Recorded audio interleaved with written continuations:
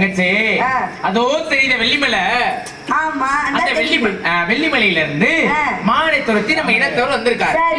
துரத்தி வந்த மானை திரு ஓடியாந்து இதுக்குள்ள புகுந்து உள்ள ஓடி இதுக்குள்ள நம்ம வனத்துக்குள்ள போயிருச்சா? ஆமா. அப்படியா? அப்படின்னு என்கிட்ட சொல்லிக்கிட்டு நிக்கிறாரு. நான் வரல இல்லைன்னு சொல்லிருக்கேன். வரலன்னு சொல்லிட்டேன். இந்த பிள்ளையும் பார்க்கல இல்லனே? ஆமா. நானும் பார்க்கல. வாங்க போவோம். எது? போயாங்க. பார்க்கல இல்ல. போங்க மொத்தமா எல்லாரும் போங்க. வாங்க போவோம். வாங்க போ. அவர் எங்க வராரு? போங்க. ஊர்ல வடலிங்க கூட காசு கொடுக்க மாட்டாங்க. நான் சொல்றத ஒரு நிமிஷம் கேளுங்க. பக்கில எங்க என்ன சொல்ற? மூக்கு அறுத்தே விடுவேன். சொல்லுங்க. காது அறுத்தே விடுவேன். தங்கச்சி அண்ணே நான் வாழ்க்கையில அப்படி இப்படி இருக்கு. அப்பா ஆத்தி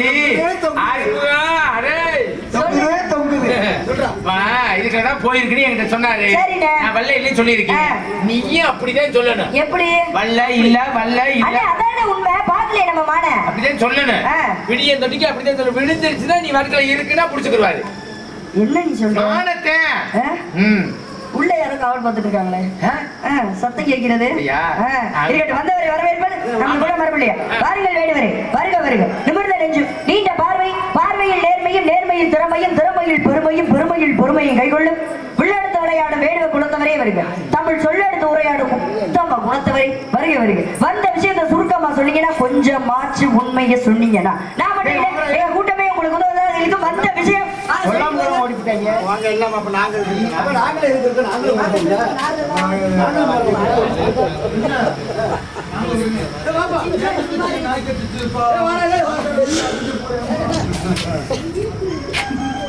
வந்தா என்றாகி வா மகனே என்றாகி தந்தா எனக்கு தமிழை சரச்சரமாய் தொடுத்து உன்னை மறப்பேனா, உன்னை பாராதிருப்பேனா?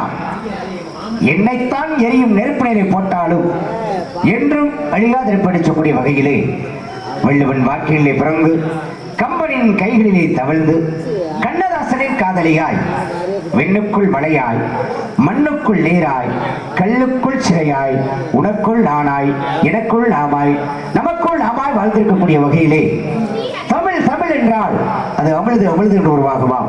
அப்பேற்பட்ட வகையிலே தமிழச்சி என்ற முறையில் தாங்கள் யார், எங்கிருந்து வருகின்றீர்கள், என்ன காரணத்துக்காக வந்திருக்கின்றீர்கள் என்று கேட்ட காரணத்தினாலே முதலில் உங்களுக்கு முத்தான முதற்கொள் வணக்கத்தையும் நன்றியும் தெரிவித்துக் கொள்கின்றேன்.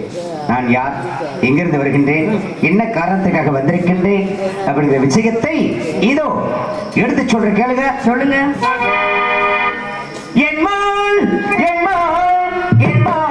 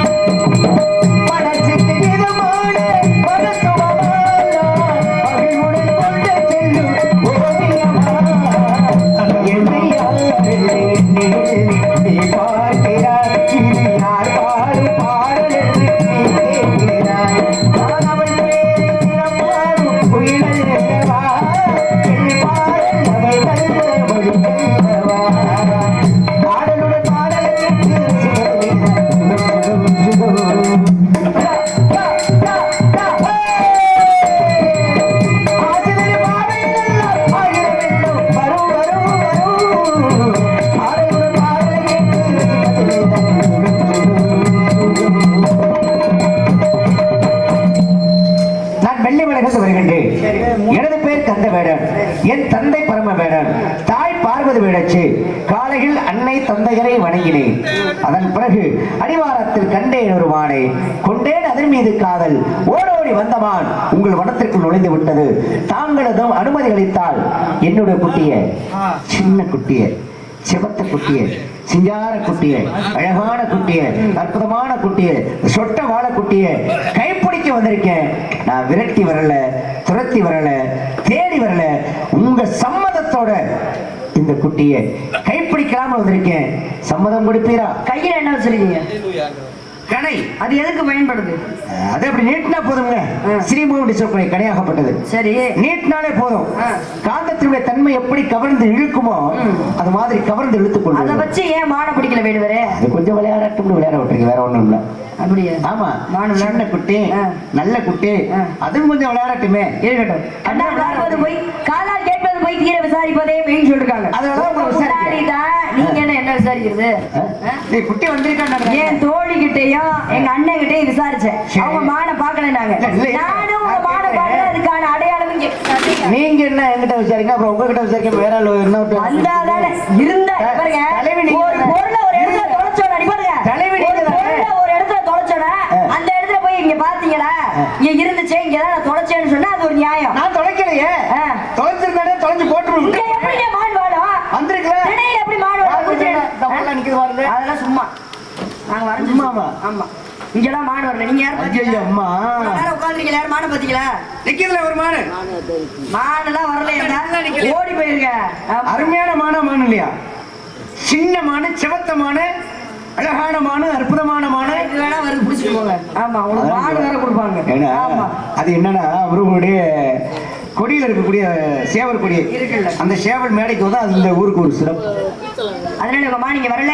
ஏன்னா வந்து எங்க அண்ணன் காவலை மீறி, என் தோழி காவலை மீறி, என் காவலை மீறி உங்க மான் உள்ள வரதுக்கு வாய்ப்பே கிடையாதுன்னா, இன்சான் உடம்புக்கு சிரசே பிரதானம். அந்த சிரசுக்கு பிரதானம் கண்கள், கண்களுக்கு பிரதானம் இமைகள். அப்படி இமைகள் இருக்கும் பொழுது சில நேரங்கள்ல, சில சமயங்கள்ல அந்த இமையை மீறி கண்ணுக்குள்ள தூசி விழுகிறது இல்லையா? 3 பேருக்கு தூசி விழாது இல்லையா? யாராச்சும் ஒரு ஆளாச்சும் பாத்துருக்கீங்க? எங்க நிக்கிறீங்க? 3 காவலையும் தாண்டி வர வாய்ப்பு இல்லைங்க. நீங்க சொல்ற கேட்டு போங்க. எங்க நிக்கிறீங்க? நான் பரன் மீது பரன் காவல் பாக்குறேன். அவங்க எங்க இருந்தாங்க? அவங்க கீழே தான். ஆமா, அவங்களுடைய பார்வை எப்படி இருக்கும்? அவங்க பார்வை கீழே தான் இருக்கும். உங்களுடைய பார்வை மேல் நோக்கி.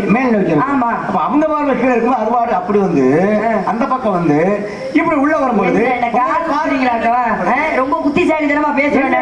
உங்க மாடிக்கு வரல, ஓடி போயிருங்க. நான் ஏன் ஓடி போகல? உங்க மாடிக்கு வரல, வேற இடத்துல சென்று போய் தேடுங்க. வந்து கேட்டீங்கல்ல? ஆமா, அந்த ஆத்தா முக்கால் எடுத்தா. ஆமா, ஆத்தா பிரியாத்தா எடுத்த மழை எடுத்தா. ஆமா, மழையா பெய்யுது. இப்ப இதுக்கு முன்னாடி எது மாடு வச்சிருக்கீங்களா? இதுக்கு முன்னாடி எது மாடு வச்சிருக்கீங்களா? இருக்கு. அது எப்படி நீங்க புடிச்சீங்களா இல்ல எப்படி? அது வெற்றி பரிசுங்க. வெற்றி பரிசா வந்திருக்காங்க. அந்த ஒரு மானை வச்சு சந்தோஷமா இருக்க வேண்டியதா? இன்னொரு மானை இருக்கு. இப்ப இங்க பாருங்க, நீங்க வரைஞ்சு வச்சிருக்கோம்னு சொன்னீங்களே, ஒரு மானை வரைஞ்சிருக்கணும்ல, பக்கத்துல யானை வரைஞ்சிருக்கீங்க. நிறைய இருந்தாலும் நல்லா இருக்கும். அது மாதிரி இது சேர்ந்து இருந்தா நல்லா இருக்கும். அந்த குட்டிக்கு இந்த குட்டி துணைக்கு வேணும் இல்லையா? அப்ப இந்த குட்டி வந்து உங்களுக்கு முன்னாடியே தெரியுமா? ஒரு குட்டி இருக்கு, அந்த குட்டி இன்னொரு குட்டி கொண்டு சேர்க்கற இல்லங்க. இப்ப துரத்தி வந்தீங்கல்ல, ஒரு குட்டி இங்க இருக்குன்னு சொன்னீங்க. தெரியும். அந்த குட்டி வந்து என்னுடைய மாமன் 2 பெண்மாடி குட்டியை வச்சிருந்தார். சரி, அதுல ஒரு குட்டி எனக்கு பரிசா கொடுத்துட்டார். சரி, இந்த குட்டியை நீங்க வச்சுக்கோங்க சொல்லி. அப்போ உங்க மாமா வச்சிருந்த மானை இப்ப நீங்க வச்சுக்க போறீங்க. அவரோட குட்டிங்க வச்சிருந்தத நீங்க வேற எண்ணத்துல நினைச்சீங்க. நீங்க வேற எதை நினைக்க கூடாது. நீங்க தப்பா நினைச்சீங்க. அவர் வச்சிருந்தது, அவர் வச்சிருந்த மானை நீங்க வச்சுக்க போறீங்க. ஆமா, மாமாவோட குடும்பமே சேர்ந்து ஒரு ஆளா ஒரு மானை வச்சுக்க போறீங்க. ஒரு குட்டி இருக்குன்னு வச்சுட்டேங்க. அந்த குட்டியை கொண்டு போய் சேர்க்கணுங்க. இத வச்சு இந்த கை நீ பேசி இந்த கை நீட்டது இதெல்லாம் வச்சிருக்கீங்க. அப்புறம் அவ்வளவுதான். எப்படியா இந்த குட்டியை கொண்டு சேர்த்து இந்த குட்டியை வச்சுக்கலாம்னு நினைக்கிறேன். கை எந்த பக்கம் நீட்டுறீங்க? என்ன வச்சுக்கலாம்னு நினைக்கிறேன். எந்த குட்டியா? அப்படி சொல்லணும். இப்படி கை காட்டினா என்ன அர்த்தம்? அதுக்கான கையை கட்டிட்டே பேச முடியுமா? அந்த பக்கம் கை காட்டி பேசுங்க. பிள்ளைங்க பாடம் படிக்குமாறு ஆனா அவனை நான் பேச முடியுமா? அந்த பக்கம் அடைவுடைய பாவனைங்க. அம்மாச்சி பாத்து கை காட்டுங்க. கேக்குறது என்கிட்ட கேட்டது யார் பேசிட்டு? நான் தான் பேசுறேன். உங்களோட தான் சொல்ல முடியும். இன்னொருத்தர் போய் சொல்ல முடியுமா? இருக்கட்டும். எப்படிலாம் வேட்டையாடலாம் வேடுவரே? வேட்டையாடுறது நிறைய இருக்கு. குழி வெட்டி பிடிக்கலாம். சரி, அப்படி உங்களை மாதிரி ஒரு சிலையை நிப்பாட்டி ஒரு உதாரணம் சொன்னா நீங்க கதையை மட்டும் சொல்லுங்க. ஒரு உதாரணத்துக்கு தான் சொல்லுங்க. ஒரு சிலையை காட்டி சிலையை மான பிடிக்கலாம், மான் காட்டி மான் பிடிக்கலாம். இதெல்லாம் ஏன் நான் செய்யல? ஏன் செய்யல அதான் கேக்குறேன். என்ன காரணம்? என்ன காரணம் அப்படின்னா, இப்ப இந்த குட்டிக்கு வலை வரிச்சிருக்குன்னு வச்சுக்கோங்களேன். சரி. மான் உன்னோட நான் பின்னோட ஓடி வர்றேன். ஆமா. இந்த ஓடி வந்த வேகத்துல இந்த குட்டி வலையில மாட்டிக்கிடுச்சுன்னு வச்சுக்கோங்களேன். ஒரு உதாரணத்துக்கு இங்க பாருங்க, செடி கொடி முள்ளு புதர்லாம் இருக்கு. வலைக்குள்ள மாட்டிக்கிடுச்சு அப்படின்னா இந்த குட்டி என்ன நினைக்கும், எப்படியாவது நம்ம தப்பிச்சு போயிடலாம். ஆமா. அப்படி தப்பிக்க தான் நினைக்கும், எந்த ஒரு பொருளா இருந்தாலும். ஆமா. அப்ப இந்த குட்டி தப்பிக்க நினைச்சு இங்கு மங்குமா இழுக்கும் போது இங்க கல் இருக்கு, முள்ளு இருக்கு, செடி இருக்கு, கொடி இருக்கு. இதுல ஏதாவது அங்க இங்க இழுக்கும் பொழுது ஒரு கல்லோ கீறிச்சு, ஒரு முள்ளோ கீறிச்சு அப்படின்னா வேட்டையாடினா அதெல்லாம் நடக்கிறது சகஜதானே. என் மனசு அப்படிங்க. அதாடி இது உடம்புல கீறல் ஏற்பட்டா என் மனசு தாங்க மாட்டா? உடம்புல கீரல் ஏற்படலாமா? எப்பேற்பட்ட உடம்பு, இந்த உடம்புல கீரல் ஏற்பட விடலாமா? அதுக்காகத்தான் நான் வலை விரிக்கிறேன். சரி. குழி வெட்டியிருப்பேன். சரி. ஓடி வர்ற வேகத்துல இந்த குட்டை குளிக்கிற விழுந்து ஒரு கால் உடஞ்சு வச்சுங்களேன். சரி. நல்லா இருக்கும் போதே 4 பேர் மதிக்க மாட்டேன். கால் உடஞ்சு வச்சு நான் மதிப்பேன். அப்படி கால்லாம் ஆடும் போதே கால் ஒடிந்து விடக்கூடாது, அது முகத்துல ஏதாவது காயம் ஏற்பட்டக்கூடாது. இது உடம்புக்கு காயம்